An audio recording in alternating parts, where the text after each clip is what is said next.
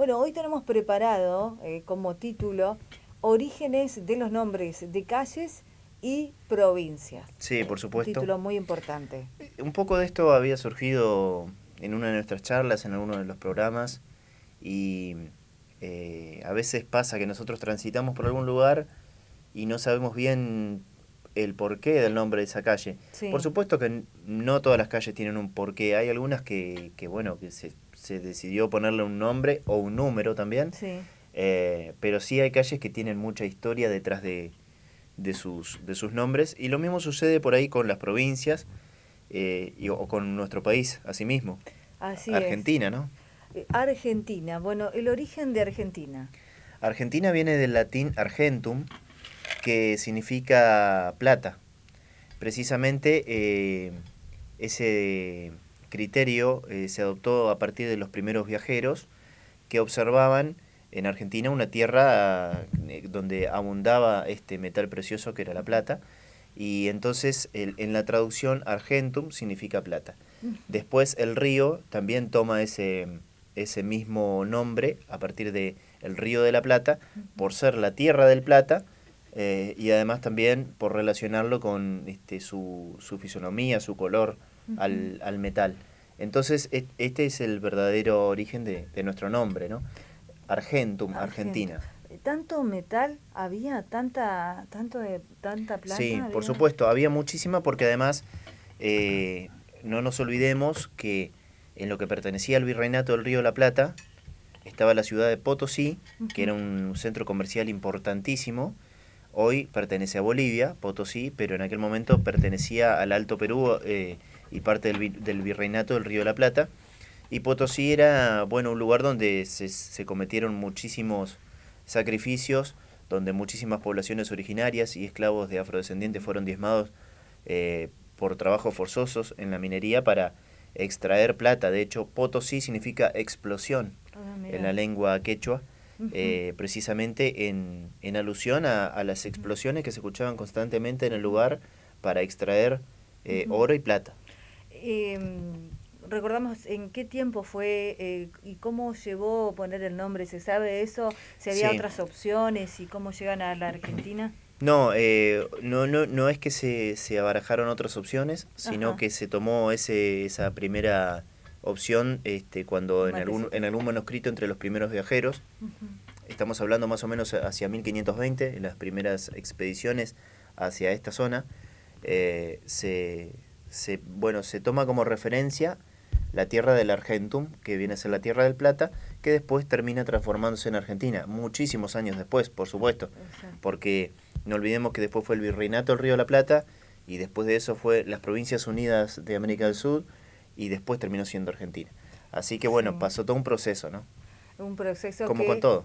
que también eso nos trae a la memoria que cada vez que llegaban vaciaban todo, ¿no? Se llevaban todas Sí, nuestras riquezas. sí, hay muchos datos concretos de eso, eh, y, y pienso que vamos a hacer un programa especial, Ujú, quizás para cuando se conmemore el 12 de octubre, ¿no? sí. Porque todo va relacionado con ese 12 de octubre de 1492 y todo lo que no se sabe que pasó a partir de ahí. Ujú. Así que ya vamos a... Esto merece un programa especial para explayarnos en este tema, que hay muchísimas Ujú. cosas que no se saben y que está bueno contarlas. Claro, porque aparte no solo, después se sabe incluso del maltrato a la gente originaria del lugar y demás, las enfermedades que Sí. trajeron, no solo secaron nuestro país llevándose lo que teníamos, sino también el daño que produjeron aquí en la sociedad. Sí, por supuesto. Estamos hablando bueno, de una América que tenía 80 millones aproximadamente de habitantes, y Mm, que luego también se trajeron desde África más de 11 millones de esclavos. Así que, ujú, por supuesto, hay mucho para hablar, pero también hay algunas cosas positivas ujú, dentro de todo el proceso tan oscuro. ujú. Bueno, hay algunos elementos culturales que nos han quedado y que forman parte de esta diversidad hermosa que tiene América. Muy bien. Y cuando hablamos de Entre Ríos, ¿es por lo que dicen de estar entre ríos? ¿Cómo es, cómo surge el nombre? Sí, Entre Ríos surge a partir de una descripción que hizo Tomás de Rocamora, que fue quien fundó las primeras 3 ciudades de Entre Ríos, que eran Gualeguay, Gualeguaychú y Concepción del Uruguay. Pero esto estamos hablando de Tomás de Rocamora a partir de 1780, que vino a este territorio, y que, bueno, precisamente en uno de sus escritos nombra por primera vez la provincia con este nombre, Entre Ríos. Como ya dijimos en alguna emisión anterior, antes de este nombre, los charrúas lo habían bautizado como Tape Embiasá, que significaba el paso de las gentes, ¿sí? Sí. Entonces, esto también vamos a trasladarlo a la provincia de Corrientes. Corrientes adopta ese nombre, por ejemplo, por las 7 vertientes que desembocan en el río Paraná, que provocaban, por supuesto, una gran corriente de agua, ¿sí? Entonces, siempre como punto de referencia se la empieza a mencionar como la provincia de Corrientes. Para los pueblos originarios, para los guaraníes, así como para los charrúas, Entre Ríos era Tape Embiasá, para los guaraníes, Corrientes era la tierra del Taragüí. Taragüí, como la conocemos como la yerba, ¿no? Sí. Taragüí significa tierra de lagartos, por la abundancia de lagartos que había en la zona. Y lo que prevalece es Corrientes por las corrientes, Sí, claro. y no lo de Taragüí, digamos. Sí, además que prevalece también la lengua Claro. de la civilización que triunfó. Exacto. Pero bueno, con el tiempo también se van descubriendo otras cosas y algunas cosas quedan. Algunas cosas quedan porque hay algunas provincias que sí tienen mayor influencia de la toponimia originaria. Por ejemplo, Chubut, ¿qué origen tiene? Chubut, sí, forma parte de la lengua Texún, que era también una lengua que utilizaban los pueblos originarios del lugar. Entonces, en la traducción queda como Chubut, pero en realidad era una palabra bastante parecida que significaba transparente. Probablemente en relación a los manantiales, a las aguas que bajaban desde las montañas. Entonces era como la tierra de la transparencia, ¿sí? De ahí adopta el nombre Chubut, pero es una de las pocas provincias que nosotros tenemos con una expresión propiamente aborigen, porque vemos que entre Ríos y Corrientes predominó el idioma español, ¿no es cierto? Exactamente.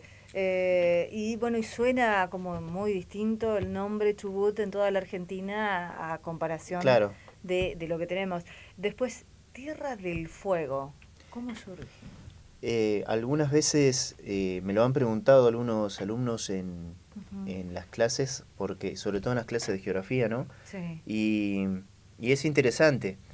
La historia cuenta que este nombre surge a partir de los primeros navegantes que se cree que eran holandeses los que anduvieron por la zona y que observaban a los pueblos Selknam que vivían en Tierra del Fuego, que hacían grandes fogatas para calentarse, obviamente porque estaban en una zona súper fría. Sí.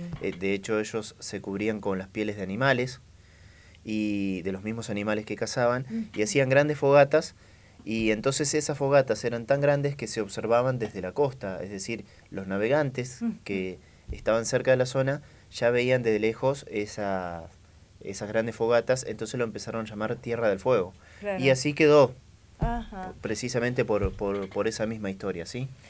No tengo la posibilidad, no sé si vos, de conocer Tierra del Fuego.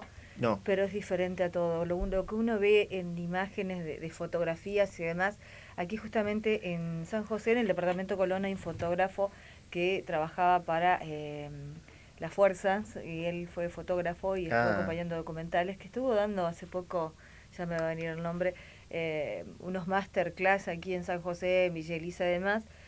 Bueno, ratificaba esto, ¿no? Hay gente que ha podido ir y que es diferente a todos los paisajes que uno ve en Tierra del Fuego. Yendo al sur, ¿no? Después tenemos Río Negro. ¿Hay un Río Negro?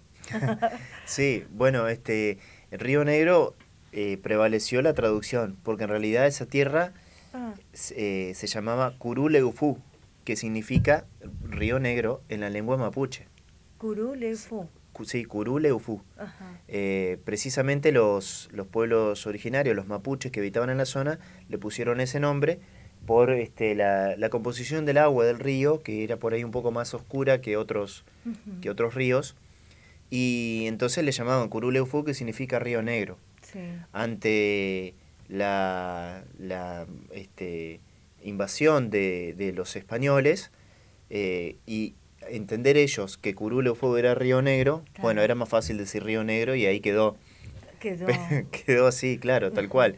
Después hay provincias que adoptan sus nombres, por ejemplo, por los santos, porque había muchos había muchos españoles que descubrían las tierras, entre comillas, las descubrían porque no había nada que descubrir, pero que fundaban ciudades y se fijaban, por ejemplo, o su santo preferido o el santo del día. Entonces, por ejemplo, había un santo de la cruz, y en la primera expedición que hizo un español de apellido Segovia, y estamos hablando de 1526 en Santa Cruz. Bueno, ahí se fijó el día del santo, y era San Francisco de la Cruz, creo, y terminó siendo Santa Cruz, la provincia. Lo mismo sucede por ahí con la devoción de otros santos, por ejemplo San Juan, San Luis.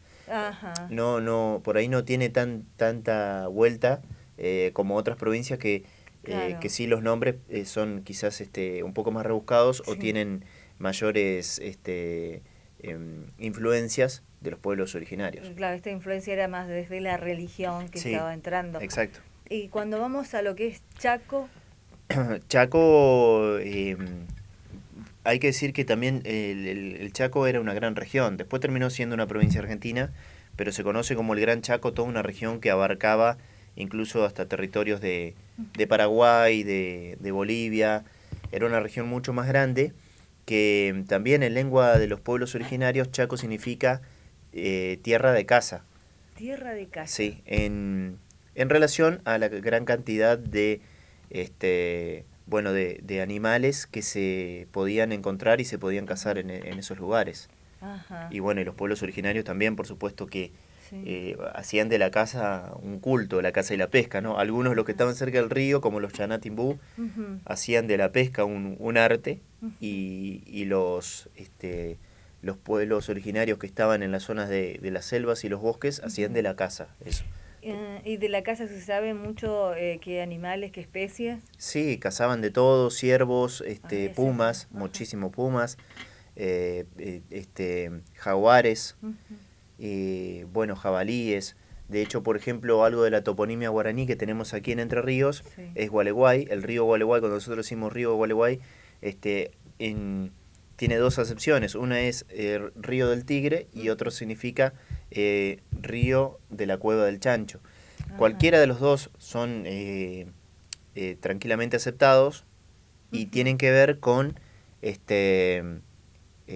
dos especies que abundaban en todo lo que era la zona del río Gualeguay. No tigres, sino hacemos referencia a los jaguares. Exacto.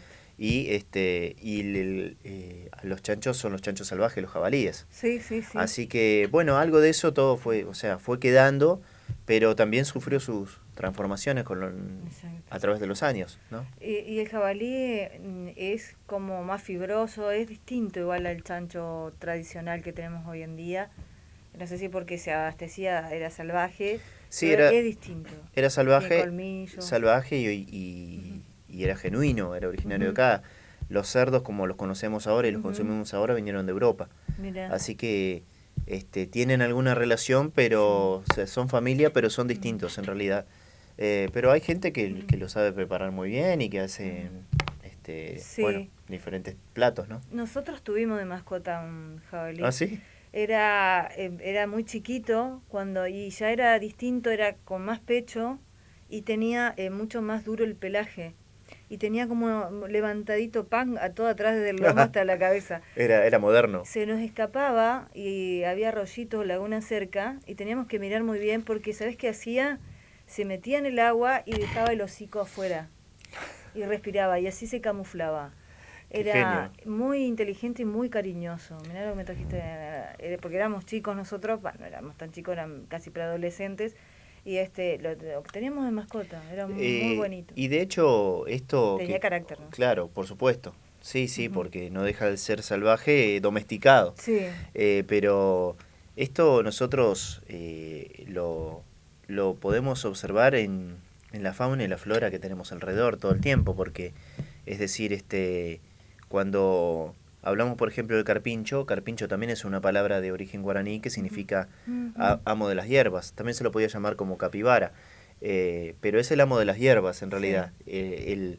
El carpincho es ese animal que selecciona las mejores hierbas para comer, Ajá. el que se Ah, camufla, que además tiene la particularidad de ser un gran nadador, porque cuando está fuera del agua es un animal quizás pesado, ujú. camina lento, pero cuando está en el agua puede nadar hasta a 80 kilómetros por hora. Es Claro, tremendo. sí, un Sí. gran nadador. Me hiciste acordar de este jabalí que te digo, lo pedían, las chancherías nos pidieron para papá, porque querían ver Mirá. qué pasaba. ¿Y qué pasó? Los chanchitos salieron como la chancha. Y alguna que otro machito salía como él, pero no salía una cruza rara, ni mucho menos. Ah, bueno, bien. Sí, no, salía, si salía uno como el papá, pero los demás salían como la chancha. O sea, no es que esa fusión provocó que salga algo Claro. raro, no. No, no, está bien. Lo aclaro por las dudas. Pero pobrecito, pero no, nunca lo matábamos nosotros ni nada. Murió de viejo. Sí. Sí, pero era una novela cada vez que lo querían llevar porque ya era de la casa. Pero el capibara, que tanto está Sí, como vos decís es oriundo de acá. sí, Ajá. sí, es oriundo. Es uno de los animales autóctonos de toda esta región del litoral. Ujú, Y de hecho, la primera vez que se escribe sobre el capibara ujú. fue alrededor de 1790 y lo hizo Félix de Azara, que fue un ecologista que en realidad lo mandaron a hacer un tratado entre España y Portugal para delimitar Ujú. la zona. Entonces, bueno, como una parte era el Imperio de Portugal en los territorios de Brasil, la otra parte era del territorio español, él se encargaba de trazar todos los límites y marcar y hacer Ujú. esos primeros mapas, pero como él tenía una afición muy grande por la ecología, empezó a escribir y tiene unos escritos maravillosos para lo que era la época, todo, Sí. donde además describe cómo lo utilizaban los pueblos originarios y demás. Y hay un libro muy interesante que es de Leoncio Gianello, donde habla de la historia de Entre Ríos y tiene fragmentos de todo de la investigación que hizo Félix de Azara, que fue el primero que habló del capibara como Ajá. animal autóctono de esta región. Leoncio Gianiello, Sí, de Entre Ríos es. sí. Ah, bien, lo voy a Él, no, buscar. él es el que hizo El que un libro de la hizo, historia de Entre ajá, Ríos, pero Félix de Azara fue el que habló por primera vez de los carpinchos. por primera vez. Que bueno, después se hizo ahora como famosos en Puerto Maderos. Sí, el Nordelta. ¿Qué pasó? Sí, Ahí, que había lo ahí. llevaron hacia ese lugar, lo No, bueno, pero implantaron, ¿no? por el delta. O sea, Claro. aparte teniendo en cuenta que son grandes nadadores, que a veces pasa también con el humano que lo va llevando de un lado a otro, ¿no? Y Ujú. bueno, todas estas cosas hacen Sí. que vayan mudándose. Continuando con el origen de los nombres de las provincias y calles, seguimos con Tucumán. Tucumán suena raro y a la vez como moderno porque hoy, o será porque sabemos que man en inglés no tiene que ver. No, no tiene nada Ajá. que ver, pero es interesante porque Tucumán viene de la lengua quechua que significa tucma. Ajá. Originalmente la palabra era tucma, en quechua, que significa donde terminan las cosas. Entonces, si uno se pone a pensar qué tiene de Tucumán que hace que se terminen las cosas o qué se termina, pero en realidad eso hace referencia al imperio incaico. Ajá. Se cree entonces que el imperio de los incas, que abarcaba gran parte de Perú, Ecuador, la cordillera de los Andes, una parte de Bolivia, una parte de Chile y una parte de Argentina, que el fin de ese imperio, Sí. o por lo menos donde termina en este sector, era lo que hoy se conoce como Tucumán, ese territorio de Tucumán. De hecho, también hay una adaptación de eso con Chile, porque Chile significa, en la lengua de los incas, significa el fin, ¿sí? Teniendo en cuenta que ahí Ujú, terminaba ujú. El fin. el territorio de ellos, de los pueblos de los incas, ¿no? Y Ujú, Tucumán era algo parecido. La ujú, palabra original era Tucma, que ujú. significa donde terminan las cosas. ¿Hay vestigios, hay datos sobre los incas ahí? No, porque por varias razones. Primero porque eh, ellos sufrieron una gran invasión a partir de la muerte de Atahualpa Yupanqui, que era Ujú, su último cacique, y ujú, los vestigios que se pueden encontrar son sobre todo Machu Picchu y algunas cuestiones arqueológicas que se fueron descubriendo ujú. después. Pero sí, por ejemplo, en algunos lugares como los valles calchaquíes hay vestigios de otros pueblos originarios, como fueron, Ajá. bueno, los calchaquíes, los quilmes, Ujú. también, que bueno, Quilmes no era una cerveza, sino Era, era un pueblo, uno de los pueblos sí. originarios y que sufrieron también una masacre alrededor de 1630. O sea que Quilmes es por esa historia que Sí, surge el nombre. sí. Sí, de hecho, cuando hablemos de los pueblos Sí. originarios de Argentina, vamos a hablar Ujú. de la resistencia de Aguita, que fue en 1630, Sí. y ahí vamos a tocar un poco el tema de los quilmes y bueno, de los calchaquíes, de lo Ya que pasó con quiero los saber. tobas y demás. Ya queremos saber todo, pero usted se estudió nombre por nombre de cada provincia y usted lo venía viendo eso. No, mira, lo que pasa es que siempre es importante no quedarse con las dudas cuando algo te genera Ajá, curiosidad y sí. eso, la etimología de la palabra nos ayuda a entender muchas cosas porque es un disparador Ujú. para después ir viendo otro tipo de situaciones Sí. que te van llevando con una historia, con otra. Entonces siempre es Ujú, importante la lectura, la investigación, cosas que sobre todo se ven mucho en la licenciatura, ujú, sí. la necesidad de ir investigando. Y por eso nosotros llegamos a Buenos Aires, ¿no? Ujú, Buenos Aires. Buenos Pero Aires. antes que nada, en paréntesis, hacemos mal en buscar todo en Wikipedia. Soy una convencida que, porque Wikipedia cualquiera de nosotros puede Puede editar, ingresar sí. y poner datos. Hay que investigar realmente, como decías vos, buscando desde la historia, ¿no? Los vas a tener que un día enseñar una metodología de investigaciones de trabajos seguros, para no solamente caer en Google como Wikipedia, porque se desvirtúan o a veces solamente como en la escuela que está programado que enseñar en historia y geografía. Y yo creo que pasa lo mismo por ahí. Si seguimos haciendo lo mismo, vamos a tener el mismo resultado. Sí, totalmente. Eso puede ser. Lo que pasa es que también hay que estar eh, con ganas de realizar esa investigación, Ajá. de seguir esos pasos, ¿no? Porque por ahí Ujú. hay gente que me dice, bueno, o no me gusta la historia, pero te escucho por tal cosa, o Ah, están sí. aquellos que dicen, sí me gusta, pero no tengo ganas de ponerme a investigar todo eso, más vale Ujú. decímelo vos, ¿no? Claro, Así que, pero encantado, por supuesto, sí, de brindar las herramientas o sí, recomendar libros que les puedan ser claro. útiles a la gente, sin dudas. Eso es importante. Llegábamos, como dijiste, a Buenos Aires. Quiero agradecer a Julieta en producción, en cámara y a Emiliano Elgar también desde la edición. Buenos Aires, ¿qué nos trae? Buenos Buenos Aires. Aires siempre me llamó, me llamó la atención, me dio curiosidad desde cuando era chico porque qué nos pasaba a todos. Íbamos a Buenos Ujú. Aires y lo que menos encontrábamos era Buenos Aires. Y dice, Admirable lo que decís, tal cual. claro, qué raro, ¿no? Buenos Aires es esa ciudad que fue fundada dos veces, Ujú. porque en un primer intento hubo un fracaso, una cuestión que ya vamos a contar también de las peleas de Solís con los pueblos originarios y demás. Ajá. Ya vamos a profundizar en eso. Pero a partir de esta segunda fundación, en 1580, por Juan de Garay, adopta el nombre, hoy la conocemos como Buenos Aires, pero en realidad tenía un nombre muchísimo más largo, que era Ciudad de la Santísima Trinidad y Puerto de Santa María del Buen Aire. Tenías 3 días para decir el Sí, nombre. Ciudad de la Santísima Trinidad Santidad, y Puerto Puerto. de Santa María del Buen Aire. Muy español. Sí, totalmente. Muy español. De hecho, Ciudad de la Trinidad Ciudad de la siguió Trinidad. siendo hasta casi hasta 1980, técnicamente figuraba así. Mm, Pero después, bueno, por supuesto que se fue acortando todo esto y se claro. empezó a mencionar como Ujú. Ciudad de Buenos Aires, Puerto Buenos Aires, terminó en esto que conocemos hoy como Buenos Aires.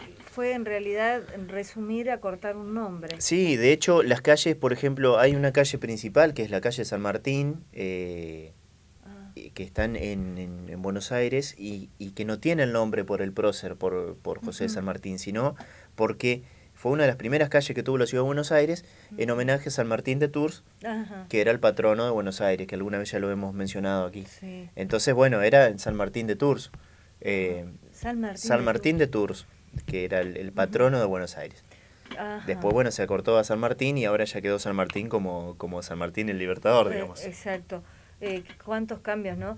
Ricardo, ¿cuál es la ciudad, qué ciudad es la más antigua?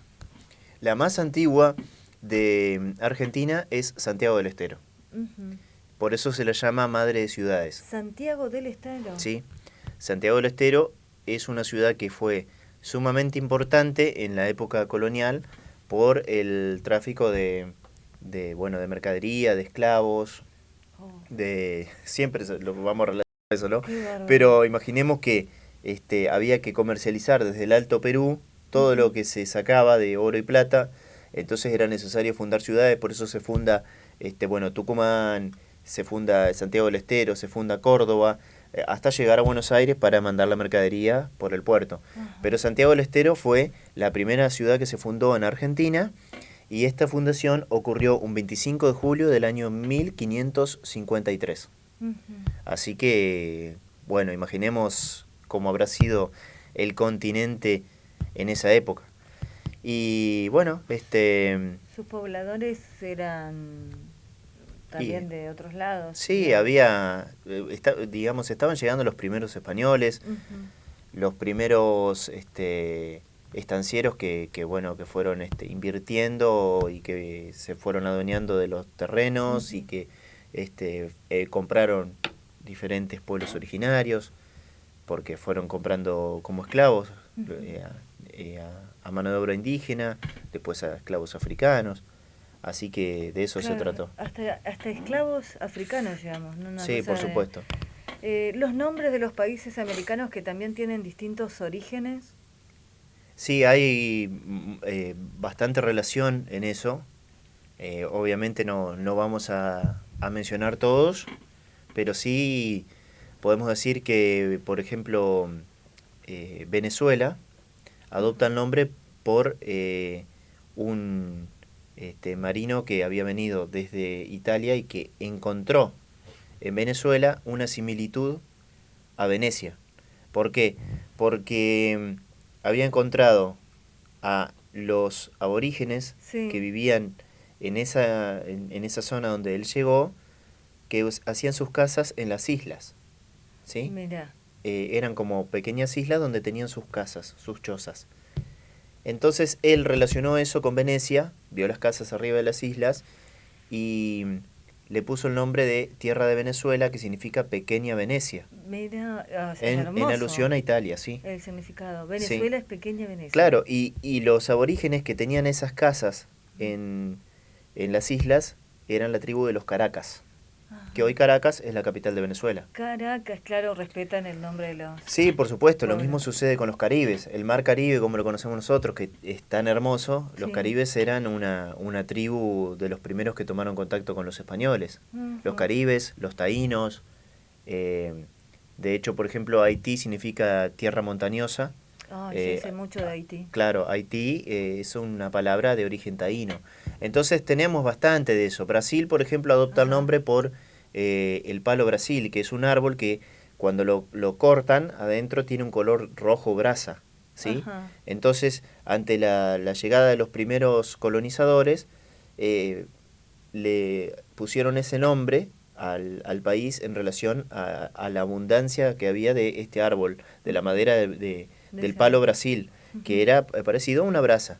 De ahí toma el nombre Brasil, por ejemplo. Uruguay es por lo que ya conocemos como Río de los Pájaros, ¿sí? en relación a la abundancia de aves. Y después, por ejemplo, tenemos Bolivia, que toma su nombre en homenaje a Simón Bolívar, y Colombia, que toma su nombre en homenaje a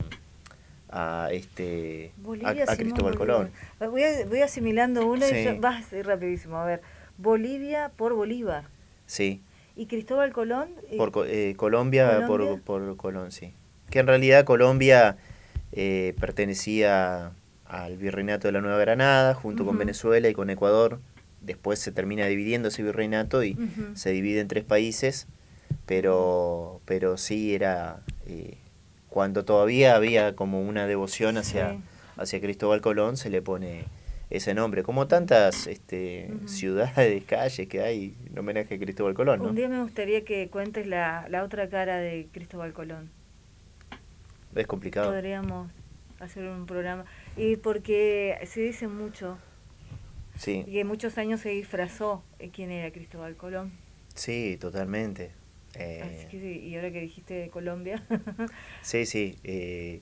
Es un tema súper interesante porque hay Ujú. muchísimas cosas por descubrir. Hay un libro muy bueno de Pacho O'Donnell que habla precisamente de Cristóbal Colón, que lo recomiendo. Así que ya lo vamos a hacer. Claro, porque estamos con cuando sea el 12 de octubre, que vamos Sí, a hablar sobre toda esta situación, yo creo que ahí va a salir su nombre con más fuerza. Vamos con los nombres de las calles de la zona. sí, algunos sí, podemos Algunos. mencionar algunos, sí. Tenemos Peiret. Bueno, Peret, eh, ya todos lo conocemos, sabemos lo importante que fue como administrador de las colonias del general Urquiza, pero además hay que decir que Alejo Peiret cumplió una función importantísima porque había venido de Francia, era una persona súper instruida, Ujú. que estuvo por Rosario, que tomó contacto con Urquiza, que Urquiza, ya presidente de la Confederación, y una vez que encara todo este proyecto hermoso de Urquiza, como lo fue el Colegio de Concepción del Uruguay, que es uno de los colegios más prestigiosos de la historia argentina, lo trae Alejo Peiret a ser profesor de la cátedra de historia Ujú.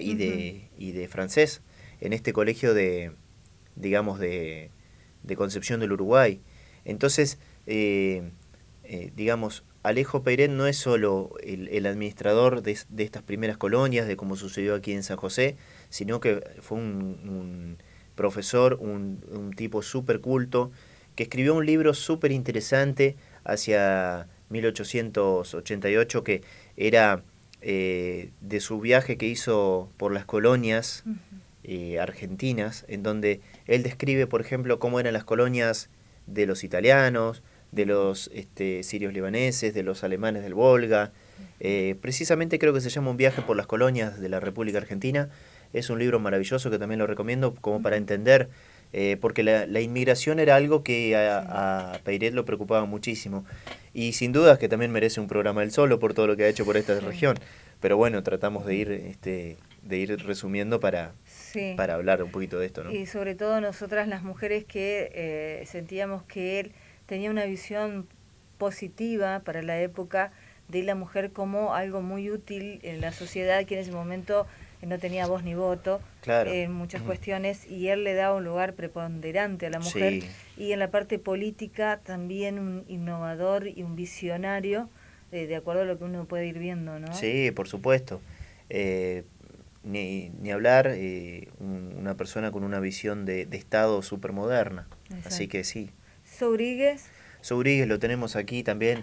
De hecho, hay algunos alumnos que me han preguntado alguna vez quién era Sobrigues. Sí. Bueno, Sobrigues fue este agrimensor tan importante para esos primeros tiempos de las colonias, cuando el general Urquiza trae estos inmigrantes que vinieron a fundar los primeros pueblos, los inmigrantes suizos, italianos y franceses, Ujú. y Sobrigues fue el primero que le advirtió al general Urquiza que las tierras de Islas del Ibicuí, por ejemplo, eran tierras que no eran inundables, que no Ujú. servía para tener a los inmigrantes ahí, que no se podía cultivar, que se inundaba, que el clima no era propicio, y fue el encargado también de todo este Sí. proyecto, el orden, el trazado de todas estas colonias, porque hay que tener en cuenta que todo esto era tierra del general Urquiza, que ahí tuvo una Exacto. de sus, creo que de sus mayores virtudes, ¿no? En esta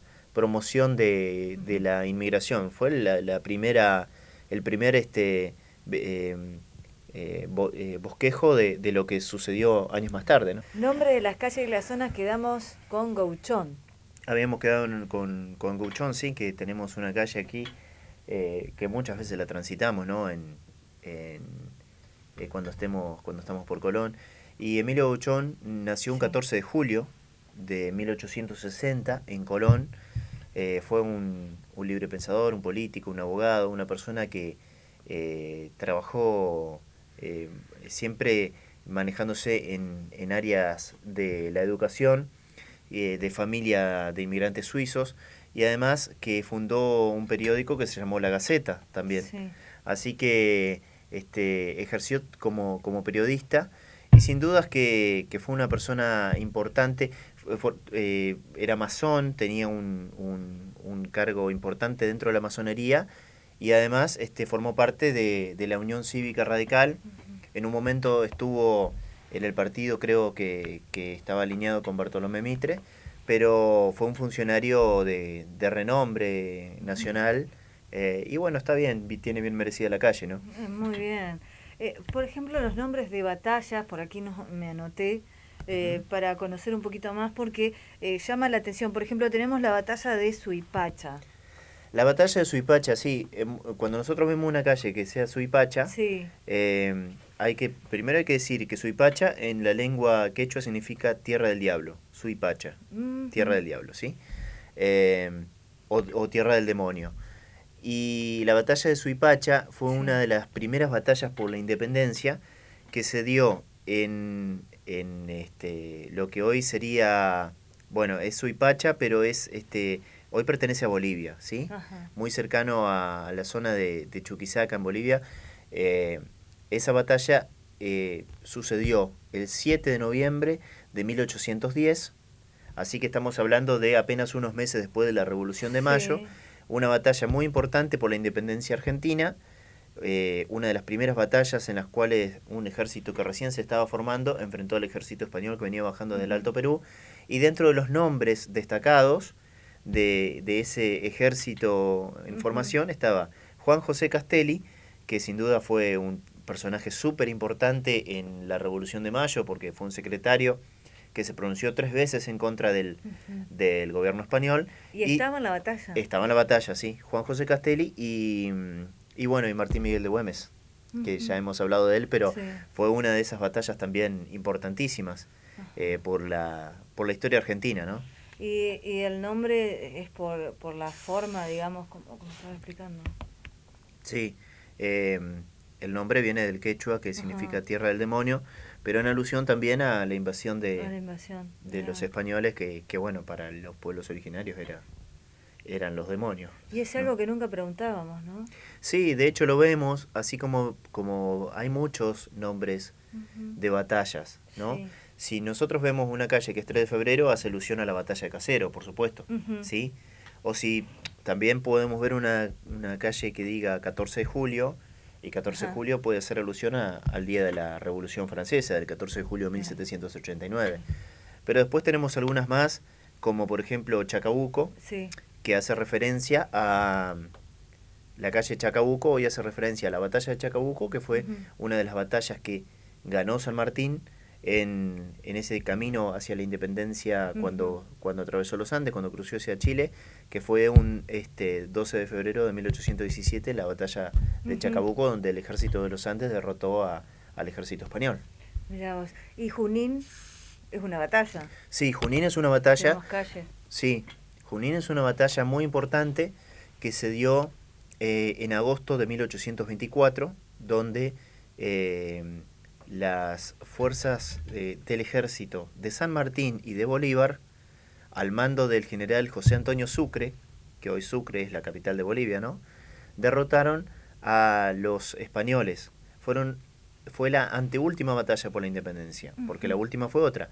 La anteúltima batalla fue la batalla de Junín, que el ejército estuvo integrado por soldados de Venezuela, de Colombia, de ya el liberado Ecuador, de Perú, y por supuesto de acá del Río de la Plata, de Argentina, soldados que también participaron de esa batalla y de la siguiente. Impresionante. ¿Y Ayacucho? Ayacucho fue la siguiente, sí.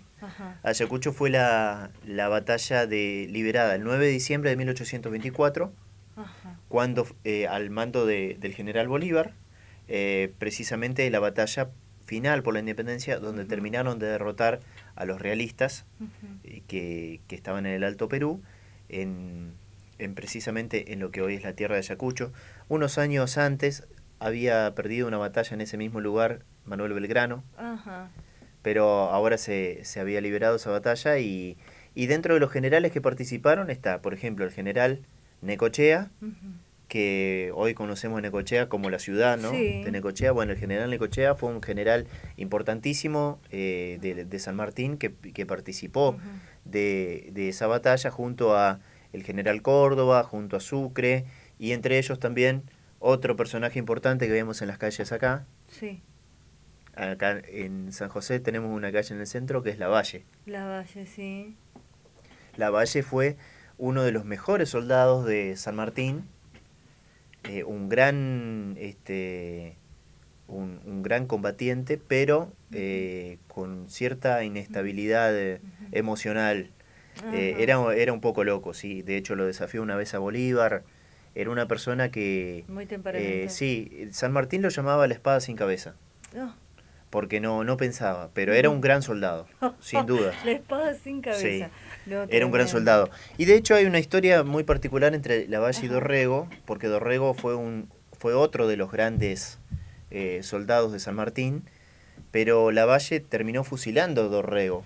Eso ya fue hacia 1827 aquí en Argentina, cuando Dorrego se iba a hacer cargo de la presidencia y tenía un plan súper federal para llevar adelante todas estas ideas que había tenido Artigas y que había tenido Güemes también. Bueno, Dorrego estaba más de este lado del federalismo y Lavalle era un unitario que le inventó un juicio falso y que lo terminó fusilando, razón por la cual después San Martín termina yéndose al exilio definitivamente, cuando San Martín vuelve y ve todo este lío, que el uno mató al dos, digamos, para decirlo claramente. Sí. Pero dentro de las curiosidades de esta historia argentina, precisamente podemos mencionar que hoy hay una estatua de Lavalle frente a lo que era la casa de Dorrego en Buenos Aires. ¿Y eso? Y eso son cosas que Qué raro. sí, cosas que por ahí en algún momento nadie le dio pelota. Y en un parque hicieron una estatua de Lavalle y da justo frente a la casa que era de los Dorrego. O sea que fue una intención y no sabemos, bastante marcada. Pero son cosas que pasan en Argentina. Próceres, unitarios y federales. ¿Cuáles faltan? En realidad, acá los que ganaron holgadamente son los unitarios, porque los unitarios son los vencedores de la historia. Después de la batalla de Pavón, de esto que ya hablamos con Urquiza, los unitarios fueron un poco los que fueron forjando ese país, y la historia la escriben los que ganan. No significa que sea la verdadera historia, ¿no? Sí. Pero hubo una intencionalidad de que figuren ellos y de hacer olvidar a los federales, de que queden en el olvido. Por eso, por ejemplo, tenemos muchas calles de unitarios. General Paz, por ejemplo, la avenida General Paz hace alusión a un soldado que era el Manco Paz, que era un gran unitario, ¿no? Lo mismo sucede con Bartolomé Mitre, que además de ser unitario fue presidente, pero fue una persona que ya hemos hablado por ahí en otras ocasiones, tenía una visión súper centralista porteña, tampoco no quería ni a los gauchos ni a los indios, al igual que por ahí cuando hemos hablado de Sarmiento, y sin embargo, ¿cuántas calles vemos por todas las ciudades que son Bartolomé Mitre? Exactamente. Y una de las calles que más se repite, las dos que más se repiten en Argentina son Colón y Sarmiento. Qué curiosidad. Sí, Colón, bueno, por lo que ya sabemos, en un tiempo se lo tenía como el gran... como la brújula de todo lo... El colonizador. Sí, el colonizador, ¿no? Y Sarmiento también tiene que ver con esta... Un poco se lo ganó por lo que hizo por la educación, pero también tiene que ver con esta visión centralista y unitaria. Así sucede con muchísimas calles. Lo que prevaleció fueron los unitarios por sobre los federales. De hecho, el único que se ganó un lugarcito ahí de los federales fue el general Urquiza, pero también fue presidente, ¿cómo no va a figurar, no? Por eso. Pero de hecho, había tanta bronca con los federales que incluso Juan Manuel de Rosas no tiene calle en la ciudad de Buenos Aires. Y Rosas fue durante muchísimos años representante del federalismo. ¿En Buenos Aires no hay calle Rosas? En la ciudad de Buenos Aires no hay calle Rosas. Así que bueno, son curiosidades de la historia argentina, ¿no? La verdad que sí, y de esta manera vamos cerrando esta entrega y preguntando la próxima semana qué nos estarás regalando de conocimientos, ese vasto y amplio estudios. Bueno, vamos a ir preparando un programa también especial que Sí. me gustaría que podamos hacerle justicia a algunos personajes importantísimos Ujú. de Entre Ríos. Bien. Porque Entre Ríos sin duda fue una provincia que se sacrificó mucho por la independencia argentina y que ha dado grandes personajes muy valientes y también muy cultos. Entonces, sin dudas que podemos hablar un poco de la cultura de Entre Ríos y Así. también de la música de Entre Ríos. Qué bueno. Así que vamos a hacer un combo de un poco de todo, ¿no? Para hacerle justicia a nuestra provincia también. Así que bueno, a la gente de la tele, gracias por la sintonía. Ricardo, me gustaría que te despidas con los sonidos de Canal 10 y Aerocable Digital. Bueno, muchísimas gracias a todos, a cada uno de ustedes que nos hacen llegar sus mensajes, que nos alientan siempre a seguir y que nos incitan también a mejorar. Ha sido un placer estar nuevamente aquí en la pantalla con esto que es Detrás de la Historia.